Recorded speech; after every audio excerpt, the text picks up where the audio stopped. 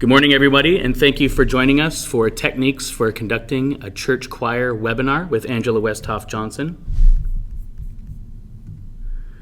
And just before we get started this morning, there's a little bit of housekeeping we'd like to get through. If you have any other programs open this morning while you're viewing the webinar, please make sure to close them. It'll improve the sound and the viewing quality of the webinar. If you have any questions as we're going through the webinar, please enter them into your control panel. The GoToWebinar control panel should be on the right side of your screen, the questions section down there. Enter questions at any time, and we'll have a question and answer section at the end of the webinar. And now, without further ado, I'd like to introduce Angela Westhoff-Johnson. Angela, why don't you go ahead and tell us a little bit about yourself and your role here at OCP? Thanks, Jethro. I lead music editorial here at Oregon Catholic Press. We help music to further the vision of music development and bring to fruition print for our composers, new music, and we also work on missals and hymnals. In addition, I am the director of music at St. Mary's Cathedral here in Portland, Oregon, and I've been there for about 25 years and here for going on 24 years, so it's been a great marriage of two jobs.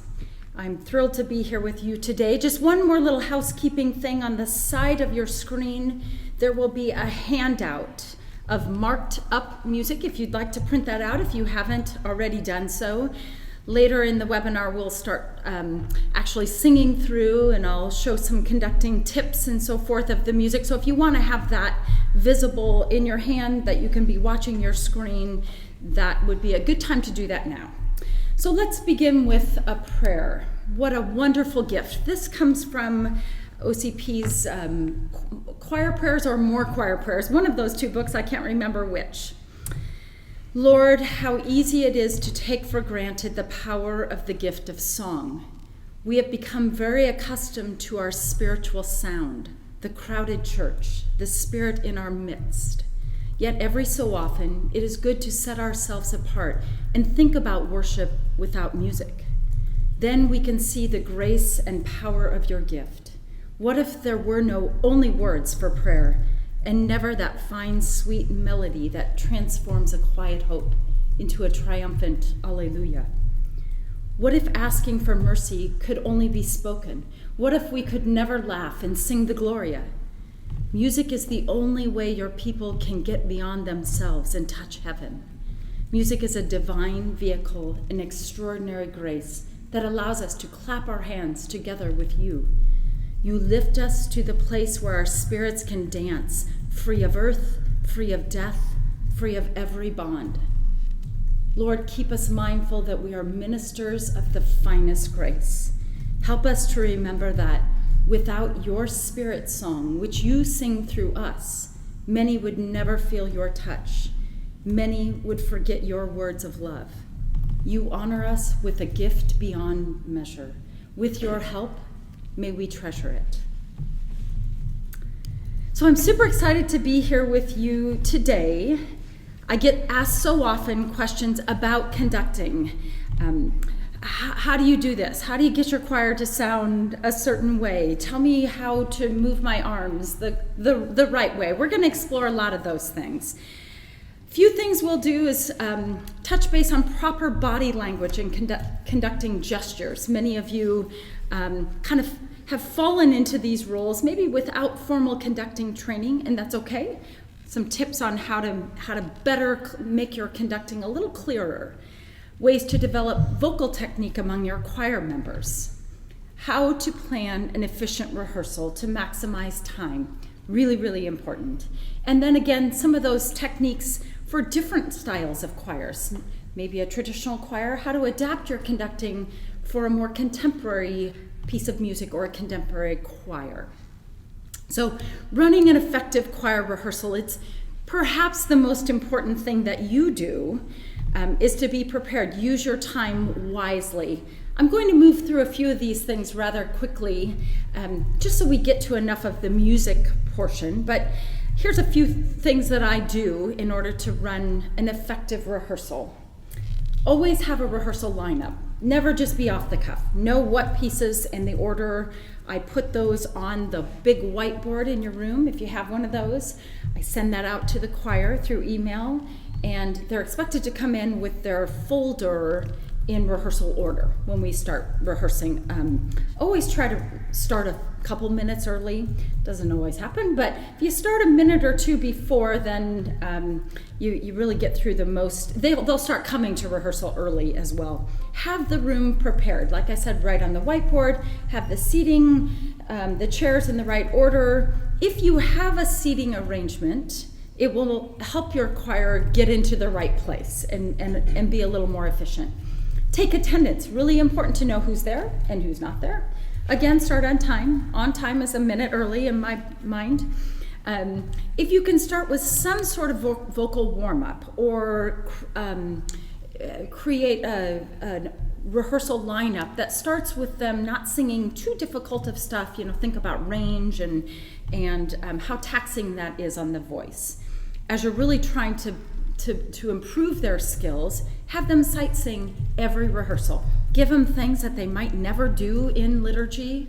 If you have things in your library that you either inherited or you bought and they can't, and it's a little bit of a stretch, have them sight sing things. And use your time wisely. I'll show you a rehearsal lineup here in a second that will just be an example of how quickly I move through things. Have them sit and stand.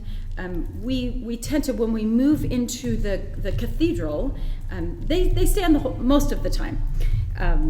I'm standing all the time, so I always think you can stand too, right? Standing does great things for singing. So I send out a rehearsal lineup to the choir each week, and there's a slide that will show you. This was actually from October 12th. It says rehearsal lineup that is sent to them through email. We do the communion antiphon each week. We've been using Christopher Walker's communion antiphon books. There are 2 of those for ordinary time and for feasts and seasons. And we begin by warming up with those. This particular Thursday, we moved all the way over to the cathedral right away. You have to go outside and around, so I have to give them a few minutes to do that. We're working on a requiem setting. This year, we're doing a setting by Andrew Wright that OCP publishes, A Requiem of Peace. It's lovely. It is not very difficult. So if you can do SATB music, you may want to explore that. And then I move through music quickly, as you can see. 7:45, 7:53, 7:58. So it just moves through. We work on things for 6 weeks maybe. I touch on things over the weeks, and then once in a while you have to pull something out that in a pinch that you need to make work for a week later. So it just shows you how efficient the rehearsal can be when everything's in order. I always list the date that we're going to sing something. That's really helpful as well. And then a few pieces at the bottom that either we'll be doing in the next week or 2, or if we get through rehearsal more quickly, they have those in their folder as well. So really keeps everyone organized, and then I put that, like I said, on the whiteboard, and they come into rehearsal and they know how to prepare their folder. But your job as a conductor is to really know your music. So they can tell if you don't. And there are times where I may want to try out a piece of music and I'll say, we're all reading this tonight. I haven't really looked at this. Just be honest about that so that no one is wondering why you're seeming like you don't know it very well. So be positive and upbeat. Set high standards. That's a difficult place to be. But if you expect more of them, they will live up to that, and you build their skills, and no one wants to set out to do something poorly, right? So set high standards for your choir. Begin and end rehearsal on time. Really respectful to do that. I feel like if you keep them late every week, they just keep coming late in the beginning of rehearsal. So start on time and respect their time at the end.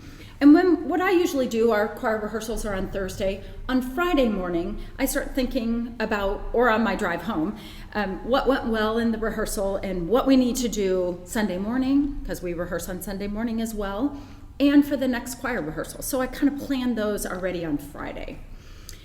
Sunday morning rehearsal is really, really important, and I know not everybody can do it this way. If you don't have a rehearsal room and you have to rehearse in the church, it's challenging, but we have a nice rehearsal space. We gather 1 hour before Mass. We have a ritual every Sunday morning. We start with the psalm. We have been doing respond and acclaim, and the choir sounds lovely on those verses in 4 parts, and add the descant on the final refrain, and we warm up through those each Sunday morning. Try to get through all the Sunday morning music and then put that folder away, and we start working on all the other repertoire from the Thursday night rehearsal and things that are coming up. So I feel like in a week we get about 2.5 hours of rehearsal time. So it's really important. And then just work on some little things like cutoffs or singing in different styles. Staccato, that's a difficult thing, right? Diction, don't let them slip on the diction. You got to understand the words that we're trying to give to the assembly, especially on the psalm. The text is so important. When I first started with this choir and we were building skills, each week one section would come in early, like about a half an hour, kind of like a little sectional work just on vocal production, blend in the section, note shedding, they feeling uncomfortable on one song, and each section is kind of their safe place to speak up. After 10 years or so, we didn't have to do that as much anymore, but once in a while we still have sectionals where just the altos or just the sopranos get to spend some time on notes. So as a conductor, gesture is your language. You're not speaking to them, so you're moving, you're asking them through your gesture what sound you want them to make. So it will change their sound depending how you move and the shape of your conducting pattern. Tight conducting results in tight singing. We've all sung with conductors who are telling us something, and yet it doesn't look that way through their gesture. So try to have those be in sync. If you want a fluid sound, conduct in a fluid manner. How you stand, your posture. I know we don't often think about the pleasant face thing, but it is important. I will say to the singers, look like you enjoy this piece. Likewise, as a conductor, we need to do the same. They will imitate what they see. So a pleasant face is more important than you think it is. This particular book, Conducting Technique, it has been around, 1966, Conducting Technique. I've used this book for years. It's still a classic in conducting classrooms all around the country. It is conducting patterns and such are universal. So if you are in another country and don't speak their language, your pattern should be able to relay what you want them to do. It's a great book if you are interested. There's the ISBN number. You can get that on Amazon. It's a great book. So I tend to, with singers, look for simple ways to explain not so simple things. Sometimes I fail incredibly, and I'm like, don't you get what I'm trying to say? And their faces are blank. So sometimes they don't. Little things like you're trying to get the soft palate raised in the back of from the hard palate to the soft palate in the back of the throat, trying to get that to be raised. Something like smelling a rose or seeing someone you haven't seen for 10 years and you're instantly, I don't know if you can hear that. Of course, we don't want to hear that when we're singing, right? That audible breath. But that's the sort of thing. Those using analogies. I often say we're singing polyphonic music that's very seamless, and it should feel like you don't hear the entrances. Each entrance, they just somehow seamlessly enter into the song.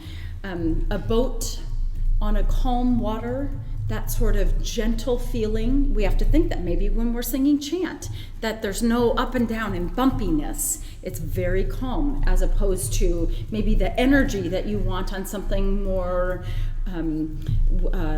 loud and rhythmic and like singing Bach or something like that. Choral singing is different than solo singing. So that's an important thing to remind people who join your choir who kind of like to be heard over everyone else. So it's a different sound. No one is more important than the next. That's really important that people know that. You showing up on Sunday morning, if you don't show up, all of a sudden, it's a different sound in that section. So we work together. We don't sing like soloists in a choir. So conducting gestures. I just want to go through these quickly because we'll talk about them more when we introduce the music.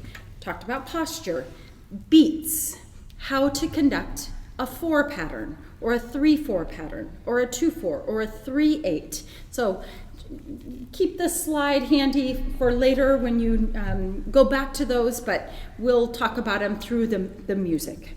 As a conductor, pay attention to dynamics and crescendos and decrescendos and phrasing and articulation and cueing is really important. I'll talk about that a little bit more, but that's all on you, right? That's not the singers. If they come in incorrectly, it's most often it's because you've cued them in a way that they're confused about, especially at the beginning of a piece, right? So cueing is super, super important. When you start a piece of music, that very first gesture is really important, that preparatory beat. There's kind of 2 schools of thought. You never prep a prep, that's what they say. So you give 1 prep beat and that's it. Well, that doesn't always work, especially in liturgy where we go through so much music. Tempos, and it's like, ooh, which one was this? We just finished that song. It's a totally different tempo. So sometimes you give a whole measure just to give the accompanist or the choir who starts on a downbeat the tempo. So you got to practice that a lot, and we'll talk about that through the music as well. Pulse is another thing that I think is so important, and I say to the choir all the time, feel the pulse. Now, if something is in 4/4, the pulse is not 4, right? The pulse is divided down, and there are 16 pulses in 4, or 1, 2, 3, 4, 5, 6, 7, 8. But even smaller than that, you feel every pulse. Pulse does lots of great things through shaping phrases and keeps forward motion, keeps tempo going. It gives singers support. They might not think that, but you think about pulse, it energizes singers, and subsequently the pitch stays nice and high.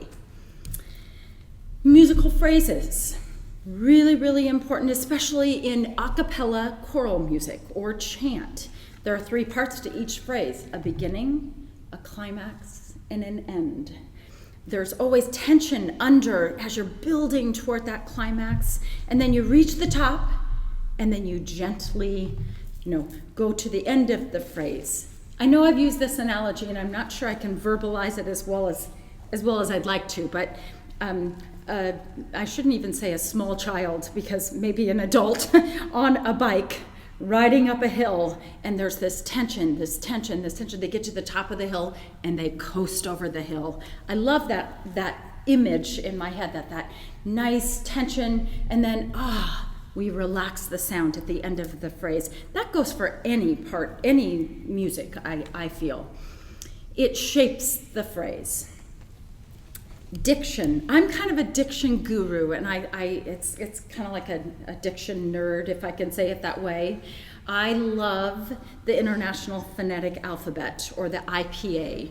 I spent a lot of time in college studying the IPA, and these little symbols here probably look like, whoa, what is that? It is really, really important, and I can tell you one reason for me is I didn't enjoy French.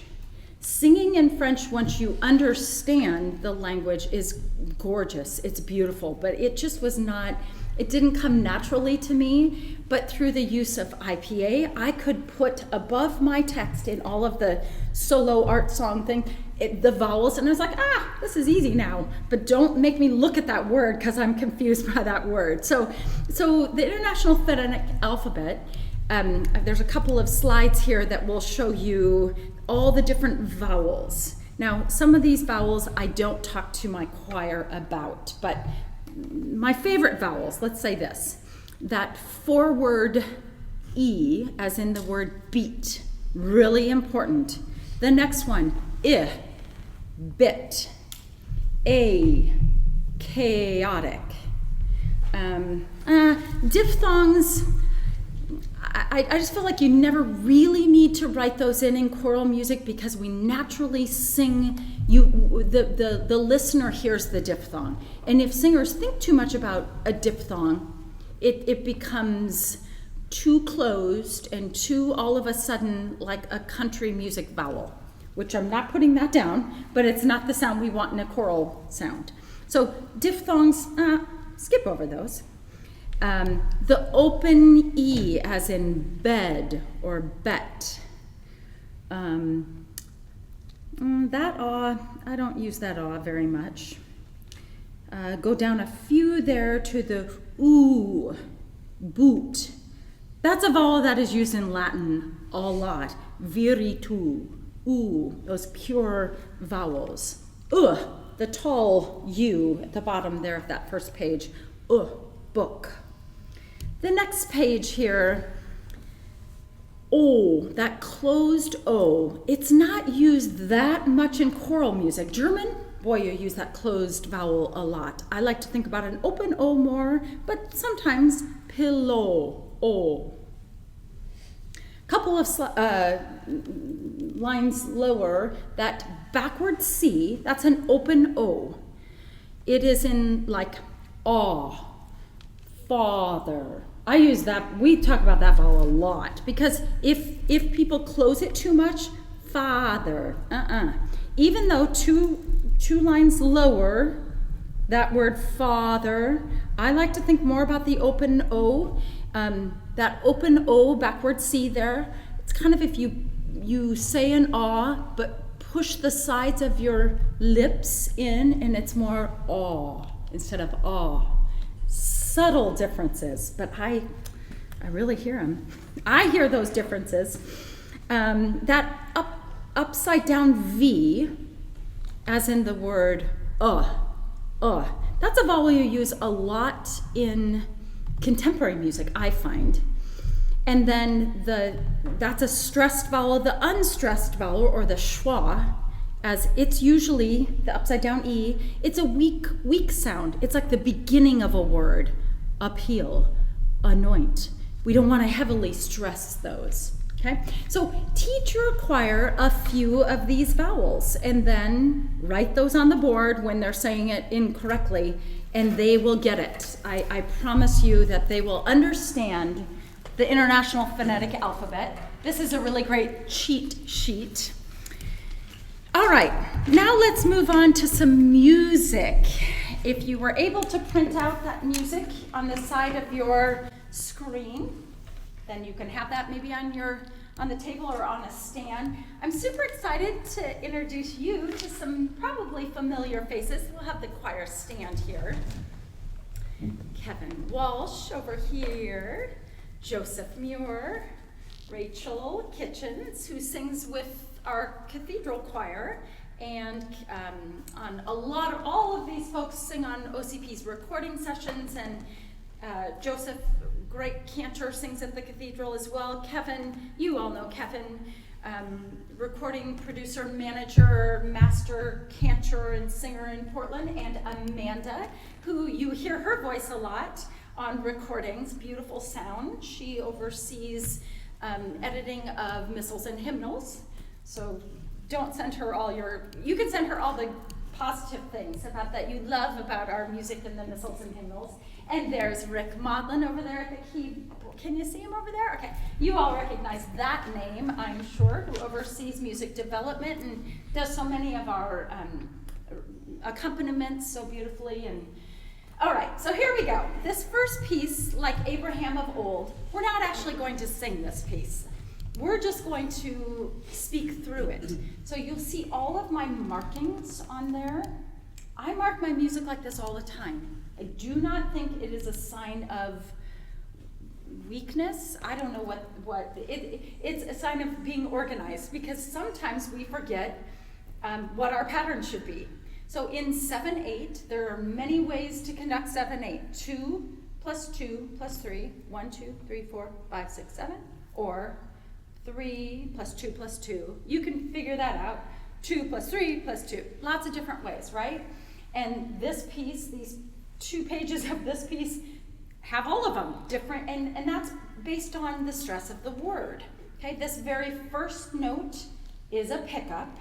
So you'll see that little kind of U thing above that note that I've done. That just means it's a weak pattern. I'm not going to do like Abraham. That would be really confusing to them. So you don't conduct that necessarily each as an 8th note. So I would do this. The first measure is 2 plus 2 plus 3, and this is about the tempo that I'd like to go. Da da da da da da da da da da. And then I would prep them in, and they would just come in because they would know the tempo then. So we're going to speak this for you, and speaking through a very rhythmic piece or a piece with lots of sort of meter changes is really important in the beginning. So here we go. Like Abraham of old, the chosen couple brings the child at God's behest to make an offering within the temple built upon Moriah's height and filled with ones unseen except in clouds of light. I think I kind of goofed up for them actually in one of those measures. I was like, which one? Because I didn't write in the 6/8 measure.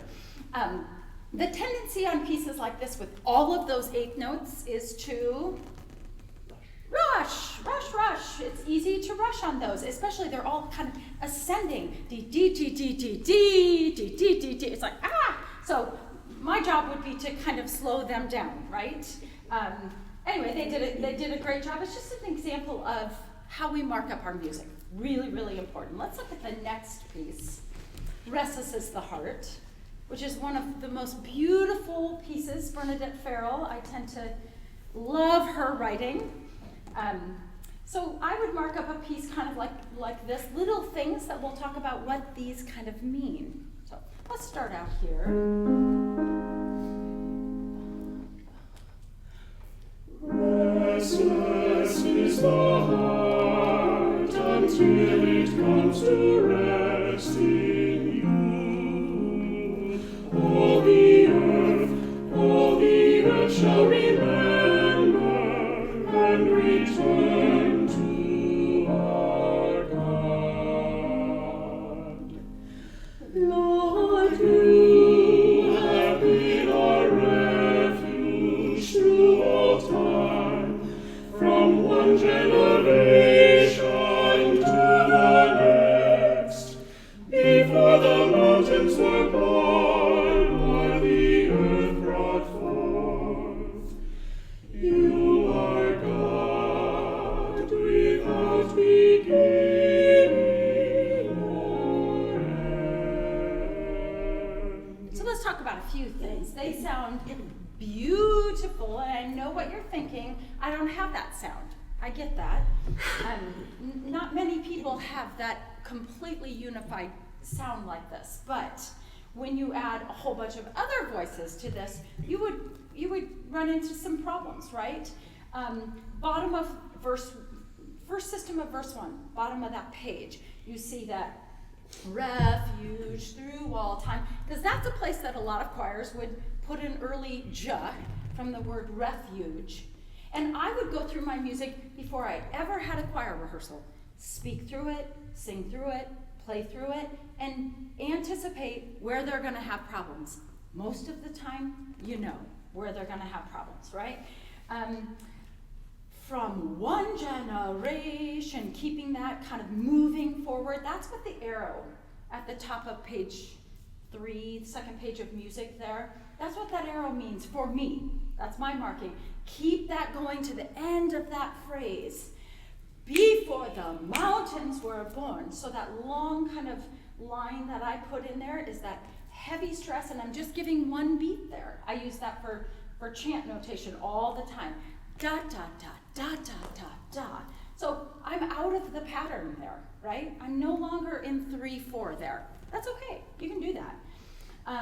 But I don't want to break after born if I had a full choir. Now, granted, these 4 folks have to take a breath, so they may sneak a breath there because there's no consonant. You're not going to hear that if they take a breath there. If they all took it, we would hear that. I circled the little kind of stress marking, that tenuto marking on you are God. Lots of G there. Can we do verse 1 again? Can you give at the bottom of that page, from one generation, give a lot of one and a lot of before the mountains were born and a lot of G on God. Let's see how they do here. Verse 1. Lord, you have been our refuge through all time, from one generation to the next. Before the mountains were born, or the earth brought forth, you are God without beginning or end. Little differences, but it sounded so beautiful. Goes back to the refrain. Right now I'd like to look at verse 2. So I anticipated that some people might, well, I won't even tell you. Verse 2, here we go. To your eyes. To your eyes 1,000 years are like a day, no more than a watch in the night. You sweep us away like a dream, like the grass that springs green in the morning, but faded by night. So, at the molto writ, at the top there, I conducted each of those beats in that triplet figure. But because it would be tough to retard together if I just gave them one beat. More, we could do it, ning, but da, da, da, da. Someone could do da, da, da, and then we have a train wreck, right? So I use that word a lot. It's a train wreck. But da, da, da, da, da, they're gonna be together. Let's look at verse 3. I love this verse. The text is so beautiful. Make us know our life's shortness. Make us know our life's shortness, that we may bring true wisdom of heart in the morning. If you need a breath, go ahead, take it. Fill us with your love. Fill us with your love. It's such a beautiful piece. The word love, what's the vowel? It's probably choirs would sing right? Takes a choir under pitch instantly. Never think, I shouldn't say never, but always think awe in a word that has that kind of potential. Fill us with your love. And then sometimes they say, it's not an vowel. Yeah, it is. It sounds so much better.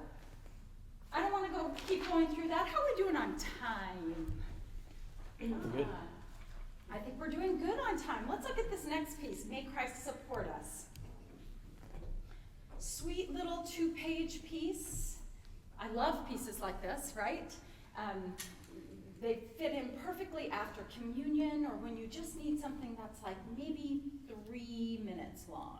Okay, let's try this.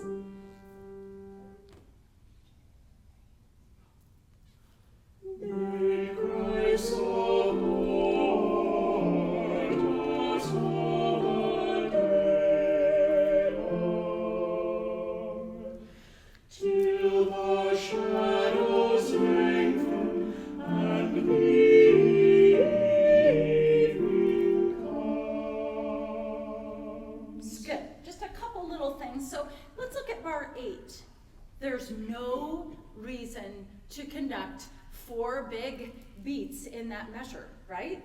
They're not doing anything but decrescendoing. So if I went like this, ka, are they going to decrescendo on that? Probably not very well. So why not do coms? You're gonna get a lot more of the sound that you're looking for. Can we go on right there? And the busy world right there. 1. And the busy world is found. Good. Can we even have more crescendo right there? 1. And the busy world is found. What a difference, right? The world is busy. It's growing, it's crescendoing, and the fever of life go on. And the fever of life is over. And the work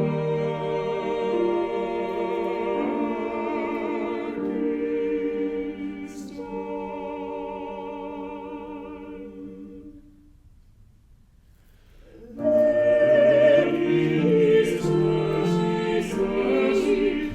So feel that how and our work. Of course, 4 people, it's tough to sing 5 parts, right? Or 6 parts there. That's why those cue notes are there. If you don't have a choir who can sing all of those parts, omit those cue notes. But that space at the end there, and our work, space written into pieces of music is really important.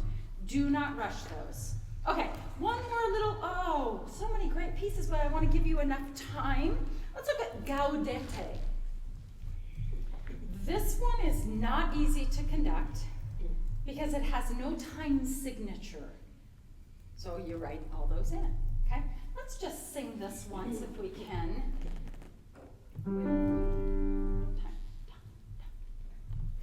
Gaudete, gaudete, Christus est natus ex Maria Virgine. Gaudete, gaudete, gaudete, Christus est natus ex Maria Virgine. Gaudete. This piece of music is so fun because you can have your choir just do that, and soloists will do the verses, but nice and rhythmic.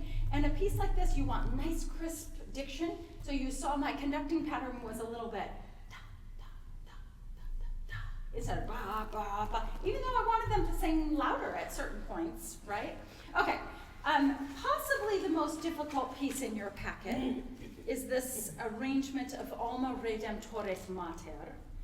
It's stunning. It's not easy. It's not easy to conduct. It's not easy for them to sing as well. I almost wonder if you know the chant, if it makes it easier to sing this or more difficult. I'm not sure because I'm in it, so I don't know. But it's metricized this free play, and he's done a beautiful job, but it's challenging. Let's just do a little of it. Rick is going to play the cello part here.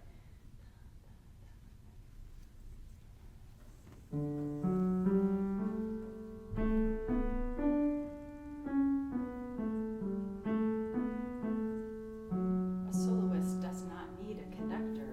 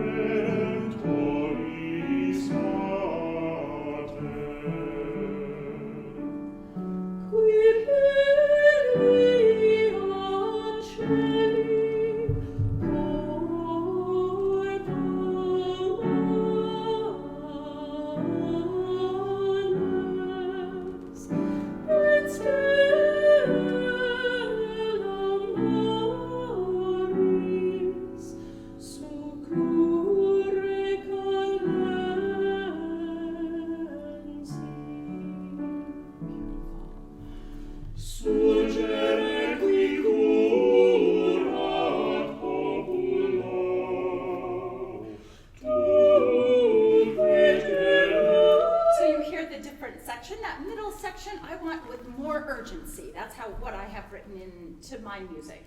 More urgency. Difficult, really difficult. How much conducting do you do when you have a soloist? I do very little conducting.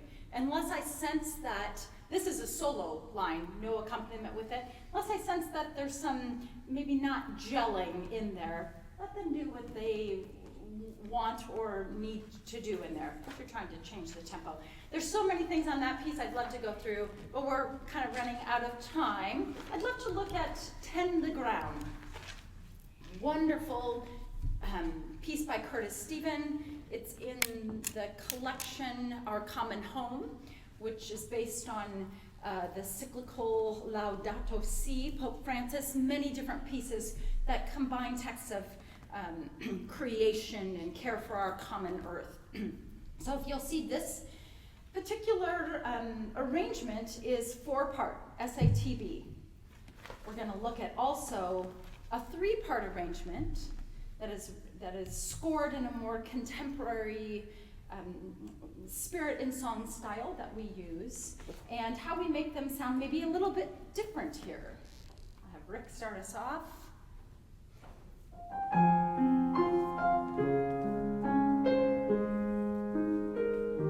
For time, let's go ahead and sing in parts right away.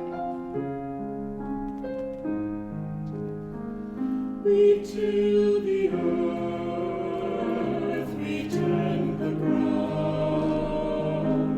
sowing hope and peace when all is found. In selfless love, God's life of us, we till the earth, we tend the ground. Nice. Turn the page or go to the SAT arrangement there. So we often think that top part should be sopranos. In our contemporary music, it is not for sopranos. It has a completely different sound when you put sopranos up there in that part of the range. It sounds more classical or more traditional. We want the sopranos to be on the melody here. The tenors would take that top note down the octave, and altos that lower harmony part, which will sound higher, right? And basses, go ahead and sing with the melody there.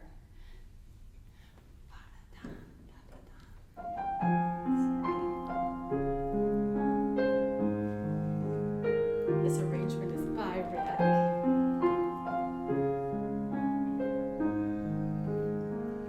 We till the earth, we tend the ground, sowing hope and peace when none is found. In selfless love, God's life abounds. We till the earth, we tend the ground. Let's go ahead and sing a verse in unison. As God provides our every need, with grateful hearts, let us receive these gifts of love and make return to bless the world, to bless the world. We till the earth, we tend the ground, sowing hope and peace when none is found. In selfless love, God's Let's life go to the coda. abounds. To the coda. We till the earth, we tend the ground. In selfless love, God's life abounds. We till the earth, we tend the ground. So you see those two different arrangements. If you second full measure of the refrain, we'll probably cut that off. They did on beat 3. Where in the choral one, we couldn't really do that because the altos and the tenors resolve on beat 3. So you adjust little things like that. Vowels are different. Instead of ground, it would be a little more gra, instead of ah. They sound a little too classical there. Or the word love, it's more love, okay? I don't think we probably have time to go to the King Shall Come. Yes, we do or don't? We do, okay. Let's look at this beautiful contemporary setting of the traditional text, the King Shall Come When Morning Dawns. That's in all the hymnals. It's a very different, lovely approach here.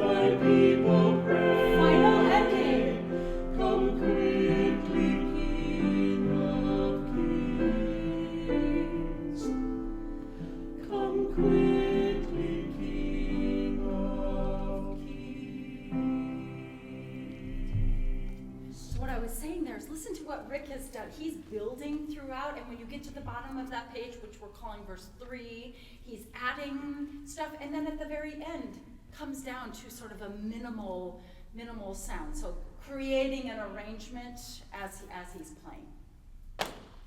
Beautiful. So now we have time for some questions. Jethro's gonna throw those at us. Thanks, Andrew. We wanted to make sure to get The King Has Come in because it's such a great piece. It is such a great piece. Yeah. That's in the Missal program, Breaking Bread, and several of our hymnals as well. So we do have just a short time for questions now because we did want to make sure to get that piece in. Yeah. So we have about 10 minutes. We probably won't be able to get to all of your questions, but we'll ask as many as we can on the webinar, and then your questions will be responded to after the webinar. Yeah. So we'll jump right into it to get as many as we can in. Is there a way to provide positive encouragement to have choir members look up often at the choir director for direction? Yeah, oh boy, do I get that. I understand that because I say that probably every rehearsal, and I think, how can you see me when you're looking here? So what they're holding, if they have a nice choir folder, especially the ones with the hand thing, that strap, they really help to have that held up here, explaining that they don't have to look at you all the time, but what they do need to have their music up so they can see you peripherally, right? So one of the best ways to do that is to stop conducting in a rehearsal. All of a sudden, stop. And you know really quickly who's looking and who's not looking. So, or make your patterns smaller, so they have to look up more. If it's big, they can maybe see it peripherally. Yeah.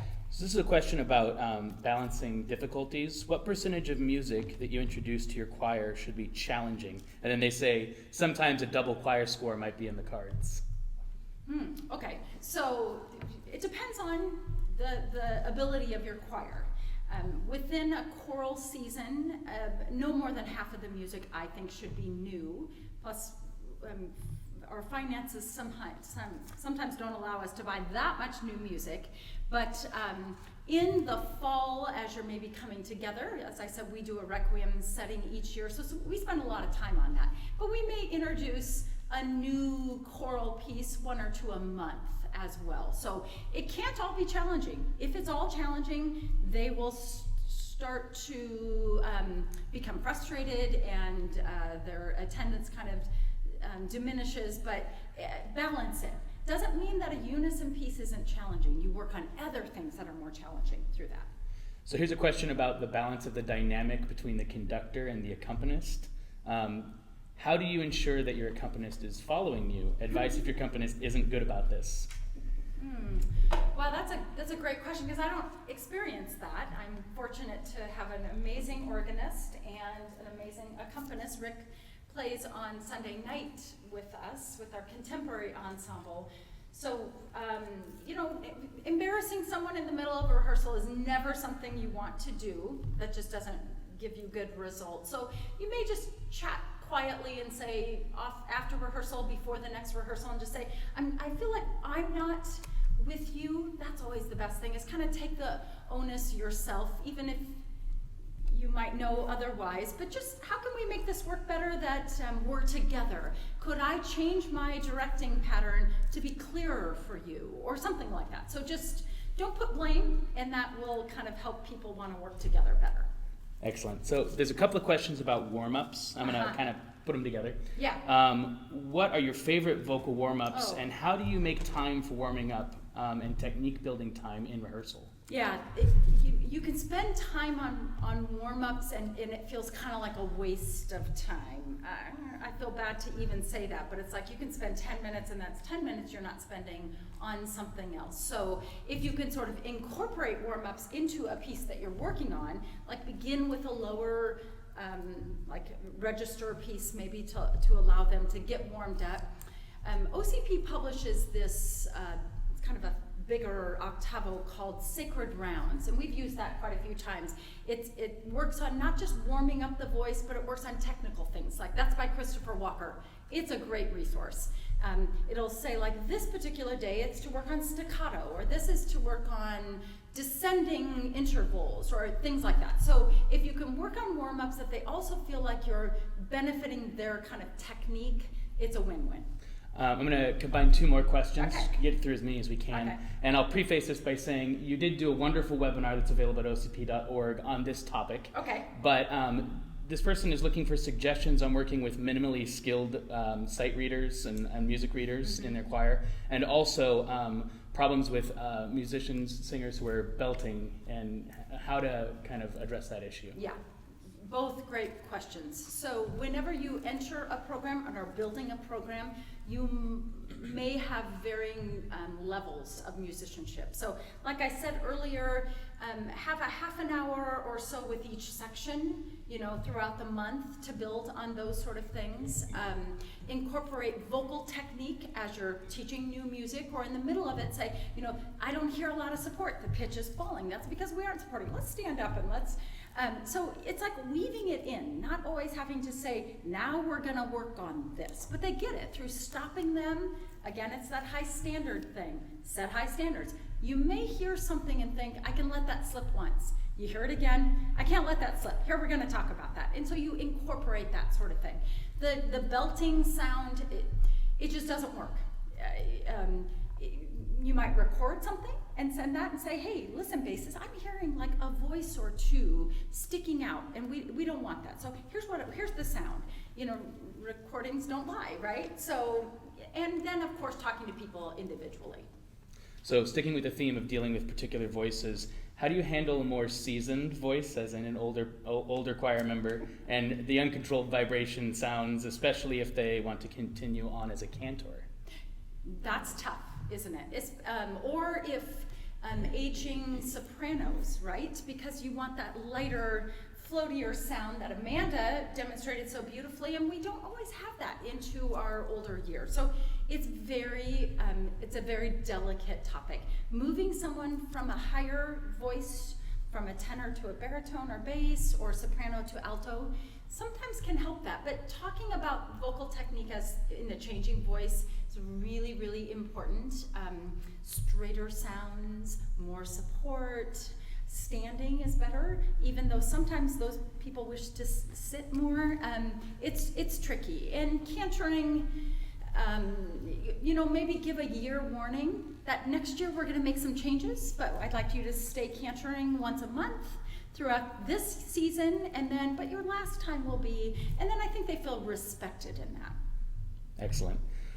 So this person is looking for advice on the balance of different techniques and things to work on with their choir.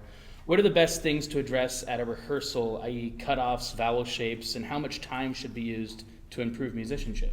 Yeah, well, a lot of time in the beginning. If you, 25 years ago, I did not inherit the most skilled choir, and I knew that I couldn't do that forever. We were gonna work on technique and musical tone and being able to read music for the first few years, because it pays off. So it's a small investment for a long return. I think a lot of time should be spent on that. And another one about particular voices. This person's wondering, any suggestions for conducting children's choirs? Well, I don't have as much experience conducting children's choirs, large choirs. I work with some young aspiring cantors, and we talk a lot about vocal technique. But I have two daughters that were both in children's choirs, and it's not that different, if you can believe that, than working with adults. Talk about the same things, vowels, cutoffs. I just think you have to read them a little bit almost better than adults. You have to think, okay, I'm losing them. Let's get up and let's walk around the room now, or let's get up and let's do a stretch, but it's not that different. This one's a little off topic, but I'm going to ask it because I think a lot of people are wondering, how do you balance the fact that your choir members are volunteers and making sure that they appear to rehearsal on time and that they're actually coming to rehearsals? Yeah, it is tough. I mean, my choir is mostly volunteers. There are paid section leaders, which really does enhance the sound and the musicianship, but you value them. You introduce music that they need to be at rehearsal for. There are many people who say, you missed your rehearsal, you don't come on Sunday. I don't have that policy, mostly because we work on music so far ahead. We may have worked really hard on a piece, and they all know it. So if they can't be there Thursday, but can on Sunday, they still come in. But it's really stressing the importance of everyone in the section. I think we stand in mixed formation a lot. So if you have a whole section that is like fewer numbers, it's tough to hear in that big formation. But taking attendance is one of them. And hey, let's go to coffee. I see that your attendance is kind of dropping below. Do you need a break? Can you come back after Christmas if Christmas is tough for you, or maybe next year is better for you? So just be direct, but be respectful. Excellent. So we have a lot of really great questions, but as Angela mentioned, we want to make sure that we start on time, that we end on time, to be respectful of everyone's time. So we're going to cut off questions at this point, but we will answer all of your questions after the webinar. So for information about all the things that Angela was discussing during this webinar, you can contact us at 1-888-260-7206 or email productspecialist@ocp.org. The video and the slides will both be made available on ocp.org tomorrow, so you can check the blog section under the tag webinars to find this webinar posted there. And please do stick around after we close out the webinar for the survey. Let us know how we did, give us some feedback, advice, any additional questions, and thank you very much for joining us today. Thank you.